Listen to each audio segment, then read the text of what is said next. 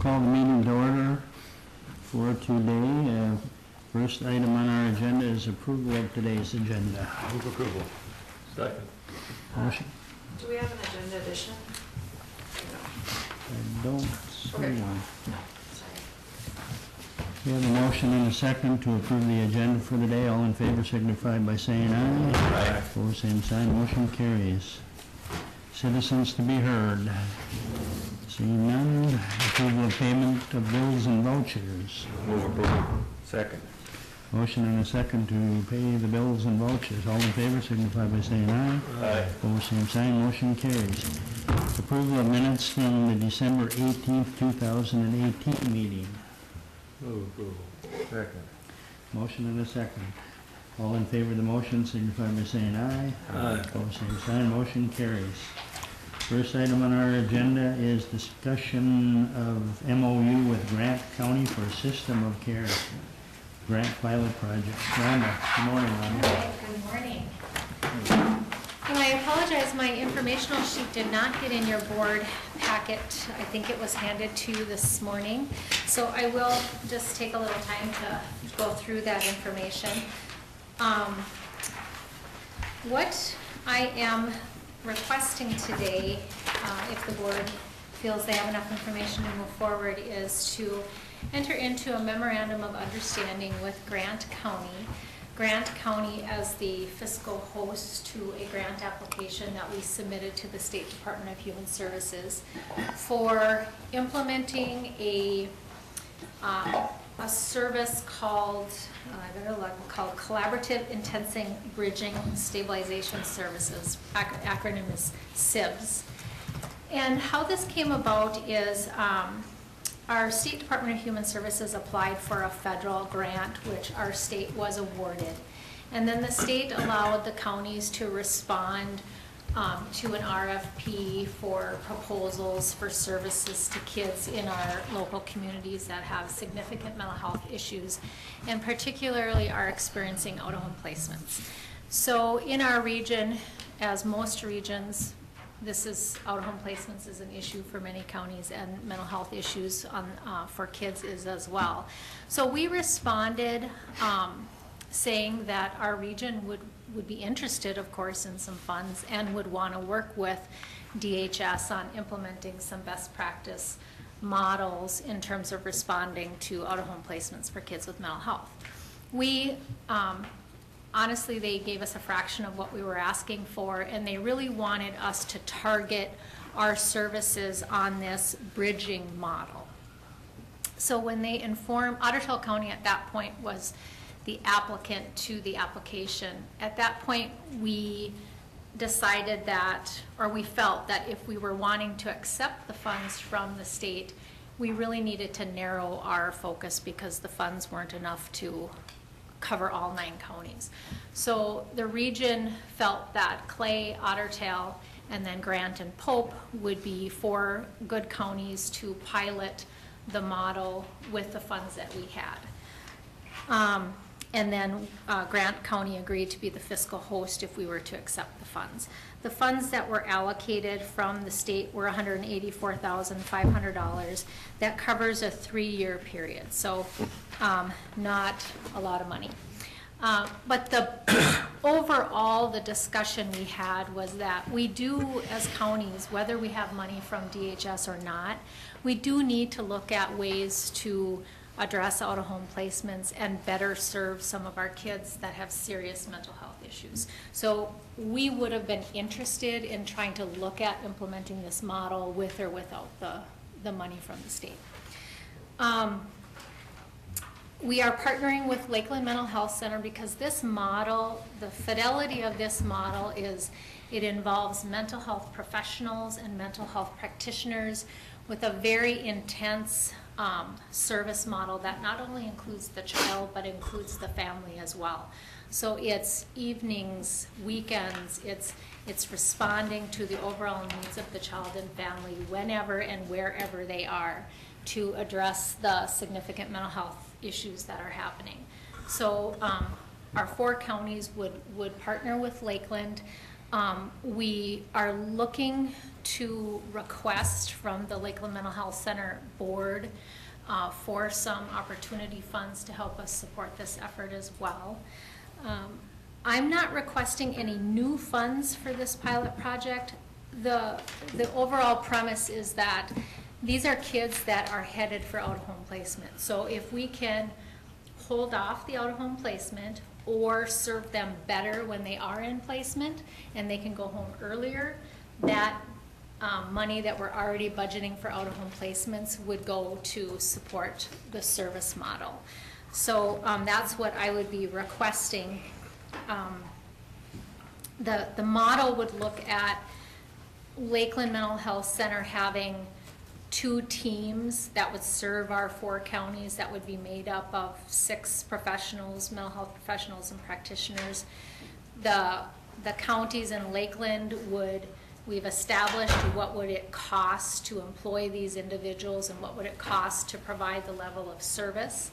And then what we simply did is we looked at the funds that the state is willing to give us, extrapolated that over the 3 years and what the cost would be. We looked at what are the populations of our 4 counties and applied a percent as to what percent each county then would, worst case scenario, have to pay for the model of service. So that is attachment A. Well, I guess it's not labeled attachment A, but it's the second page. So you'll see we laid out the 3-year budget. We're using more, where it says SOC grant funds, that's the system of care grant funds. We would like to use more of those funds in that first year than the 2 subsequent years. And then you'll see Clay, Ottertail, Pope, and Grant. We applied for Clay County. We represent 46% of that population within those 4 counties. And so we applied that percent to the overall cost, and that's where our share came to. Again, I'm not asking for any new dollars. We will commit those dollars within our existing out-of-home placement and service budget. Kenny? Rhonda, who's preparing the opportunity funds request?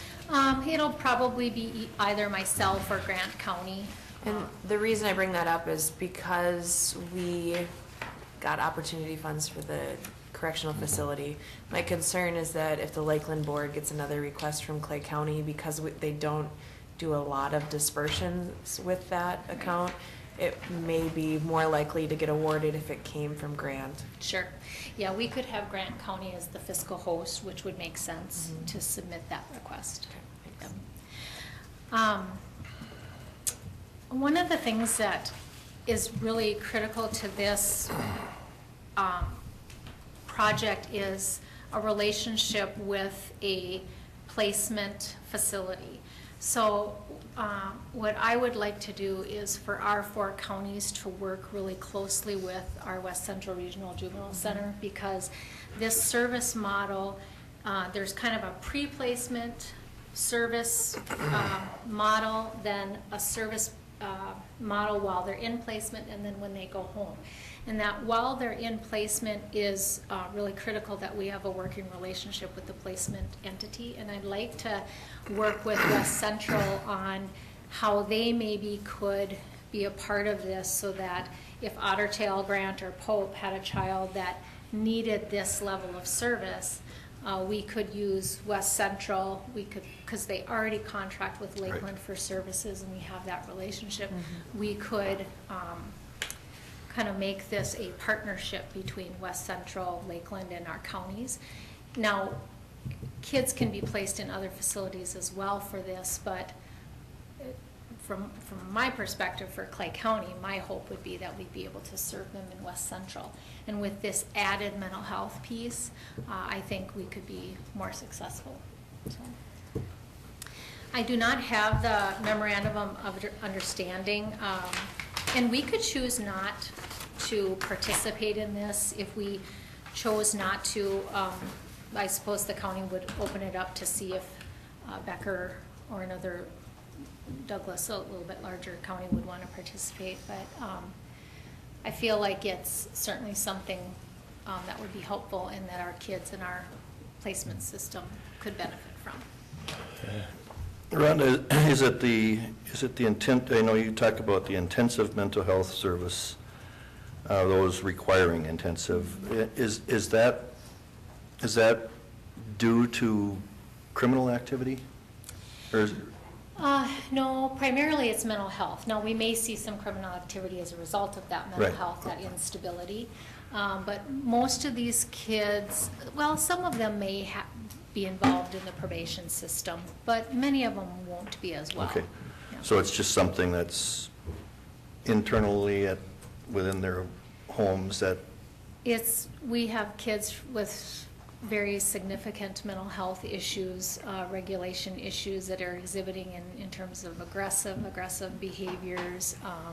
It comes out in terms of behaviors that you might think you would see in the criminal justice system. But it can be a number of factors. well, I'm glad you're looking at the West Central facility. Unfortunately, for this year, it's probably going to be limited space available. Right, and I do see, because some of the kids that I see benefiting from this are kids that we do send to West Central, Okay. and I would see us, it perhaps would have to be on a smaller scale, but I would see us looking at this if that's appropriate. And the dollars that you're looking at for the total two-year budget, and it looks like this was going back from 10/118 Right. to 9/30, and then from 10/119 to 9/30 of 2020, a total of $164,000. And you're looking at shifting some of your funds that you've currently been using to support out-of-home placement? Correct.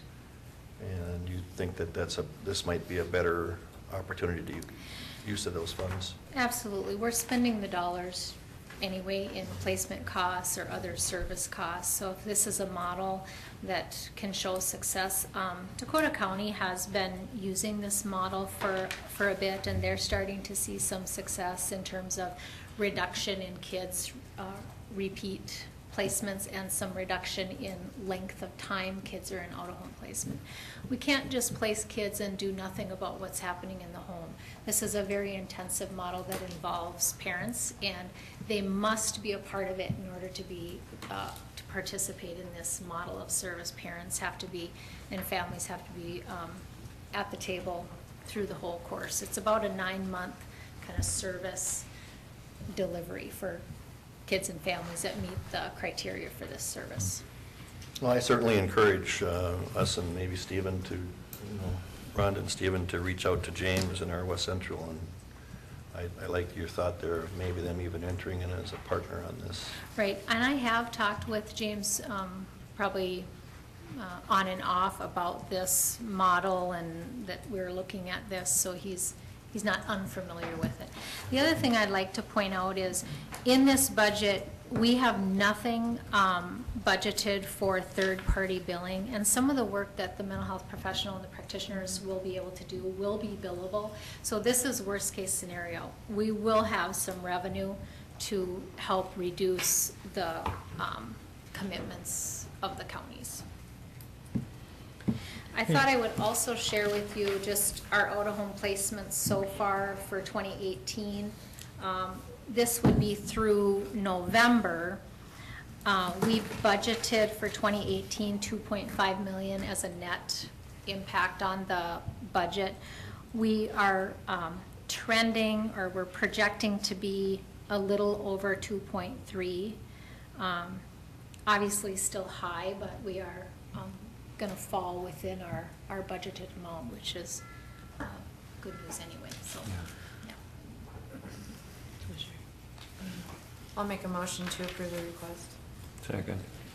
We have a motion and a second to approve the request. Any further discussion? I just had another comment. I think that we had to get creative in how we tried to alleviate the stress that out-of-home placement was on our budget, and I think to have a regional approach to it and to collaborate on dollars might be the best way. If I can add, Mr. Chairman, I would like to see that, because we don't have the MOU here today, I would like to see that motion be contingent upon our county attorney's review as well. My motion would reflect that. Thank you. Okay. Any other further discussion? Where are we at on auto home? I mean, I know 2 years ago, they were up in the 170s, and last year was down quite a bit. I mean, since you're under budget right now, where are we at on that? Yeah, our numbers have been inching up. Today, we probably have about 120 kids in out-of-home placement. Okay. In June, on a daily basis, we were down to about 100. So I've noticed our trend kind of inching up since June. We have, so for all of 2018, we had 244 kids go into care. Now, that might be a child that went to West Central for 5 days and went home. So it's 244 unduplicated children that went into care. Now, that's down, we had at one of our highest, we were up to 270 a couple years ago. Yeah. So it was starting to go down, and it's been really busy the last 3 months. We've had quite a number of placements, but ebbs and flows. Thank you. Anything else? We have a motion. All in favor of the motion signify by saying aye. Aye. Opposed, same sign. Motion carries. Thank you, Ron. Okay, we have a public hearing scheduled to consider granting property tax abatements. Make a motion to open the public hearing. Second. Have a motion and a second to open the public hearing. All in favor signify by saying aye. Aye. Opposed, same sign. Motion carries. Steve? Good morning, Mr. Commissioner, Mr. Chair, Commissioners. This morning you do have a resolution in front of you. If you recall, back in September, with the support of the City of Moorhead, this board approved a resolution to extend our 2-year tax abatement for the 2019 and 2020 tax year. This morning you have a resolution, 2019-06, which has a list of parcels on it. These parcels have been published in the paper. And pending your approval today, would provide a 2-year tax or a year abatement for these properties, totaling $302,849.32. Again, this board, I think, has been very open about the positive impact this abatement has had, and we really do have it is a true Clay County tax abatement with, in addition to the City of Moorhead School District, we have Dilworth, Barnesville School District, Glendon, and Hawley all participating in 2019. And so with that, I would turn it back to the board and the public for any questions or comments. Discussion?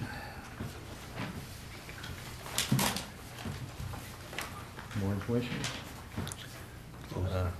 That's close to me. Yeah, that's right. We have a motion to, If there's no additional comments, I move we close the hearing. Second. a motion to close the hearing and a second. All in favor signify by saying aye. Aye. Opposed, same sign. Motion carries. Okay. Mr. Chair, I move that we approve resolution 2019-06. Second. Motion and a second to approve the resolution.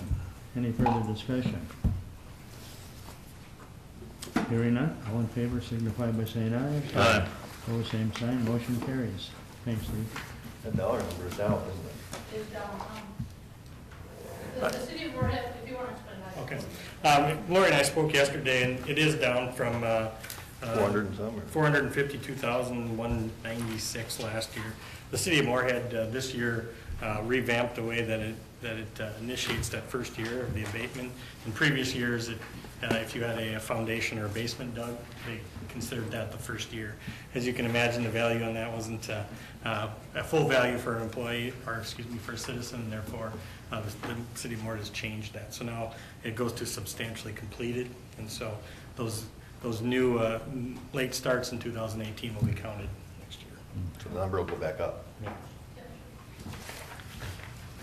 Thank you, Steve. Next item is approval of resolution 2019-5 for aquatic invasive species. Hallie, come on up. Good morning. Good morning. What you have been given is the resolution as well as the funding that we have received since 2014. And I would ask that we approve this resolution. Some background is that in 2014, Chapter 308 of the Minnesota session, we have been granted funding out of the general fund to do aquatic invasive species prevention. We do partner with the Red River Basin Commission to participate in the Northwest Regional AIS Prevention Project. So each year we do need to submit a resolution just to show what and how we're using the funding for. I would like to note that I did receive metrics which have been given to track measurable achievements and show how that funding is being used. So what I would like to do going forward is expand on just the resolution and actually provide a report, but it would also be in conjunction with the Red River Basin Commission to see how we can work with them further to make sure that we are using those funds appropriately, such as are there further positions that are being filled, how many watercrafts are we inspecting, how many accesses are there, how many parking spots are there in those accesses. There's a number of things that are on a report that the Red River Basin does do. However, Clay County's not really included in there. So I want to make sure that we're putting forth the best effort that we can. So with that, that is all I have. Jenny? How much of this do we typically spend in a year? I mean, I've seen that we've been getting stuff. Have we been spending any of it? To be quite honest, I have not seen any of those figures, which is why I would like to get more in contact. And my other question then would be, I know I've been in meetings at the watershed where we've talked about the invasive species piece, and I know that in Becker County, the Becker County Soil and Water does a lot with that as well, so conversations with the Soil and Water as well as the two watersheds would be important as well. Okay. But the funds that we get, we have just basically rolled those over to the Basin Commission, haven't we? I would assume so, since we're partnering with them. I believe that, I think that's what we've done, is we've just, kind of given our funds and our resources to the Basin Commission, because they work on it on a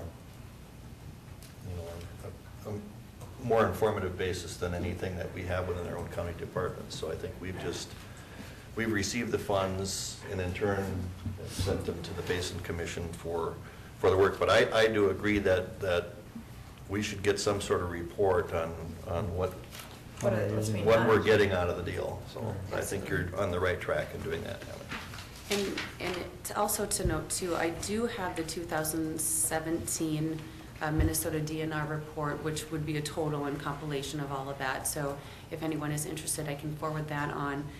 Also, another thing to point out is on the website, the public water access map for Clay County is in progress. It would be nice to get that up too, just so that we have a visual representation of what are our accesses and just map things out a little bit more and then see it in conjunction to the whole picture. So I think there's more we could do, even if we are kind of passing funds along for somebody else. I think it's interesting enough to us to see what we are doing.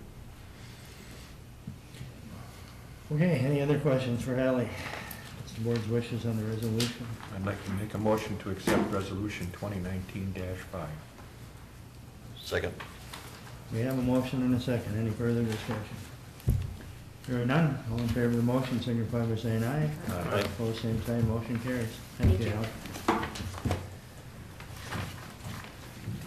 Okay, approval of committee assignments for 2019. Anybody have any issues with the assignments? The only thing I would note is that we need to, it's the last document said that I was the chair and you were the vice, so make sure we adjust that. Okay. Everybody okay with the assignment sheet? I'll make a motion to approve the 2019 committee assignment. Second. We have a motion and a second to approve the assignments. Any further discussion? Hearing none, all in favor signify by saying aye. Aye. Opposed, same sign, motion carries. Okay. Committee reports, Kevin? Okay, I reported on the executive meeting that we had on the 2nd for the Diversion Authority. We did then have a meeting of the Diversion Authority on Thursday, the 3rd, which time we went into executive session talking about the legal issues pertaining to the original permit request as well as the new Plan B. And I think, we came out of there with the idea in mind that we gave direction to our attorneys to try to eliminate the lawsuit by saying Plan A is no longer needed.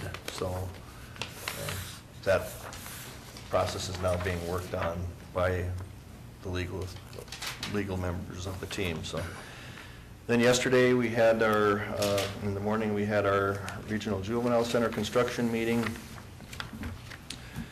Things are progressing well there. They came across, again, this is the typical remodel where we run into surprises. And again, there was another surprise this week when they started to tear out some of the ceilings. Some of the steel beams that were there before did not have, under today's code, the proper fire suppression. In other words, fire sealing of those steel beams. And so there's probably going to be another change order coming through that's going to be adding some funds to have to do that. And so far they're just on the first floor, and they're thinking if it's on the first floor, it might be on the second floor. And of course, that stuff isn't cheap. So we'll just cross our fingers and hold our breath that doesn't end up to be too wild. And that was kind of what I got the most significant thing out of that. But it is on a timeline again to be done on sometime in February of 2020. And we are having a regional meeting on the 17th, of which our regional members are going to get their first tour of that project going on. That same day, we had a construction meeting on the law enforcement center and the correctional facility. I think the big issue there that came out is they're also finding out that there's some issues in regards to our hot and cold water. And in some instances, there's some areas that are not, it's taking 2 hours for them to get hot water to certain areas in the correctional facility. It's something that we can't accept, and they're wondering if it's some sort of a valve or something that's causing the trouble. So they're working hard to try to find the reason for that. And Steve, I'm only suggesting that whatever they find out, that certainly better come under warranty and nothing else. And then we did hear word from Matt that he's leaving. He's moving on to a new position. And we're sorry to see him go, but he's done a really nice job for us. Klein McCarthy. Matt with Klein McCarthy. Oh, okay. I'm sorry, I should have said that. And then I think we're about ready to close out. The LEC did have the one deal. I think we came in and we talked about those 5 rooms having sound issues. They are going to put in those sound barriers. We gave approval to that, and that's like $8,000. And they're confident that that's going to resolve the problem. And then after that, it's going to pretty much close out that project. And there still is going to be contingency dollars left from both the contractor and owner contingency, which basically all gets shifted back to us. So, and that concludes that report. Let me just make sure. Yes, that concludes my report. Commissioner Olmsted. Thank you. Last week, I worked on the executive director review with MetroCog, working with the vice chair of that committee for that. And then to note, tonight is the One Watershed, One Plan public kickoff from 6:30 to 8:30 at the Buffalo Red Watershed in Barnesville. A chance for the public to offer comment, and then also Lakes and Prairies is having an open house on Friday from 2 to 4:30. That concludes my reports. Thank you. Mr. Wells? No report. Mr. Haynes? No report. I had the jail and detention center construction meetings also, and the diversion authority meeting last week. Yeah, we were a little dismayed about the water issues at the new jail, and apparently there are some at the law enforcement center too, so hopefully those will be corrected soon at everybody's satisfaction. And then we all attended this morning Sheriff Empteen's swearing-in ceremony and the swearing in of all his deputies and a number of promotions that have been made since he took office, so, which was very nice. So, Steve. Thank you, Mr. Chair. On the 3rd, we participated in the county management group with our department heads. We talked about department space concerns, the upcoming market study, and their inclement weather policy. That afternoon, I also participated in the executive committee for the FM diversion. Commissioner Campbell has addressed that. On the 4th, I met with Hallie Durand, our planning and zoning director. That afternoon, I attended Sheriff Bill Berquist retirement open house. On Monday, I also participated in the owners meeting for the Juvenile Center and Jail Law Enforcement Center that Commissioner Campbell and Whalen have discussed. Yesterday afternoon, I spoke with this concerned citizen in clarification of some planning and zoning issues, and also spoke with Acting County Attorney Pam Foss. And this morning, I did also participate in the swearing in of sheriff and his deputies. And so that was a very neat experience.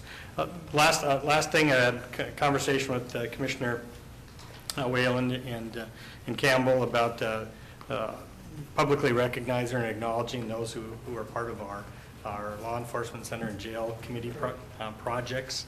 And we are looking to set up 3 dates coming up in the next board meetings where they'll have the opportunity to come in and be recognized for the work that they did with us. And so we'll be working with Colleen to get those invitations and RSVPing to dates where we can hand them plaques of appreciation.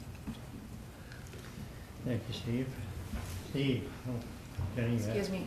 Yeah, I just want to say to see if we could schedule a PIC committee meeting. Sure. And then also, I think in a time where we need to be creative in how we recruit new employees, I would like to see that our job postings are posted on the Association of Minnesota Counties website. That's a free advertising that we should be taking advantage of. I did speak with the HR and they have sent all that in this morning. Okay, great. Thank you. Steve. Thank you, Mr. Chair. Mr. Chair, Commissioners, as you've probably heard by now, I accepted a position with the City of Moorhead. At no time in any of this would any crystal ball have suggested anything going that direction, but it has, and I'm proud to have served the county, and kind of sorry that the circumstances have been the way they are, but it's an opportunity to set up a new office and continue working with Cheryl Dyson, frankly. So it was nothing that had even crossed my mind until she was named as the lead. All that said, our civil division will soon be down 2. There's 1 position open now, and of course I'll be leaving. Katie Stock, who I didn't get a chance to introduce you to, will be the sole civil person. She is fairly new, just on, she's great, she's got all the potential, she's on the verge of hitting the 6-month mark.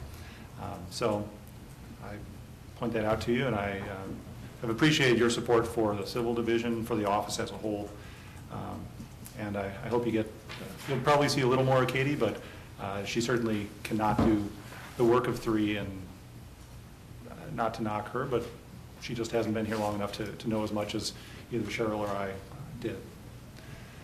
So, Thank you, Steve. Appreciate that. Anything else? I do have a question. When will we be entertaining filling that position? I spoke with Ms. Foss yesterday afternoon, and we do have a number of applications, or a couple applications, I guess, that they're going to be hoping to get to as early as next week.